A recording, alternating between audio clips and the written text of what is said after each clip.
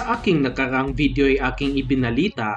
na nag-umpisa ng magsialisan ang mga barko ng China sa West Philippine Sea, lalong-lalo na sa Sabina Shoal, ilang araw matapos ang pagdating ng US warship sa Palawan na isang Independence-class littoral combat ship, at pati na rin ang pag-deploy ng mga F-35 stealth fighters sa West Philippine Sea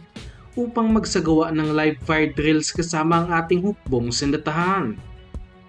Ngunit sa pag-alis ng mga Chinese Coast Guard vessels, pati na rin ng kanilang mga maritime militia, ay mayroon namang pumalit na mas malaking banta sa ating bansa matapos na mataan ng aircraft carrier ng Chinese Navy sa kanlurang parte ng Luzon na sinasabing pagpapakitang lakas ng China.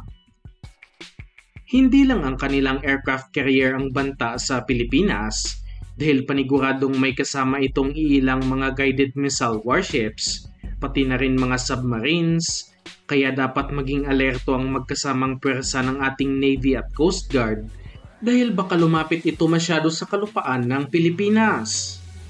Nagbabala naman ang Estados Unidos sa China na matibay ang kanilang pagsuporta sa ating bansa at nagbabalang manghihimasok ang Amerika kung sakaling magkaroon ng armadong pag-atake sa West Philippine Sea.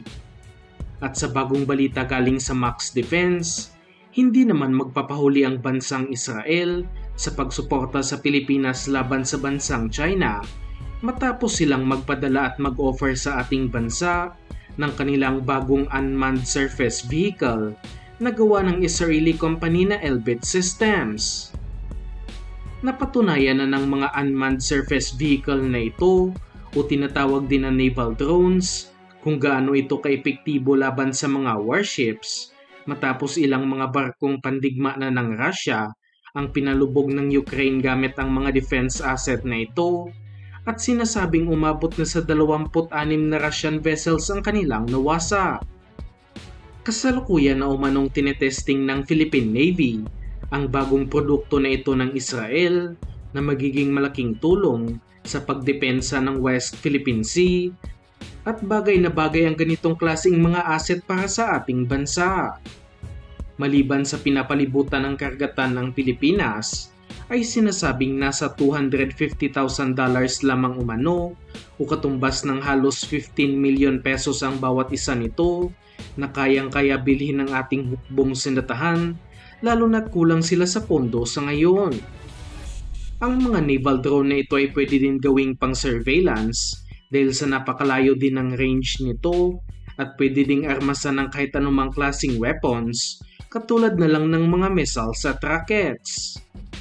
Umaasa din tayo na magkakaroon ng technology transfer nito para makagawa ng sariling mga naval drones ang Pilipinas at mas mapamura pa ang presyo ng naturang defense equipment. Maliban sa bansang Israel, sinabi din ng Max Defense na nag-o-offer din pati ang bansang South Korea at pati na rin ang bansang Turkey ng kani-kanilang mga unmanned surface vehicle, ngunit hindi pa natin alam kung anong specific na produkto ito. Mayroong tinatawag ang South Korea na Sea Sword Unmanned Surface Vehicle na nitong 2022 lang din inilabas ng bansa at ginawa ng shipbuilding company na Hyundai Heavy Industries na siya ring gumawa ng ating mga bagong warships. Kaya umanong magdala ng USV na ito ng 12.7mm heavy machine gun, pati na rin mga missile launchers, at kayang magtagal sa dagat ng 12 oras. Samantalang ang bansang Turkey naman ay mayroong napakaraming klase ng drones, ngunit ang kanilang ino-offer noon sa Philippine Navy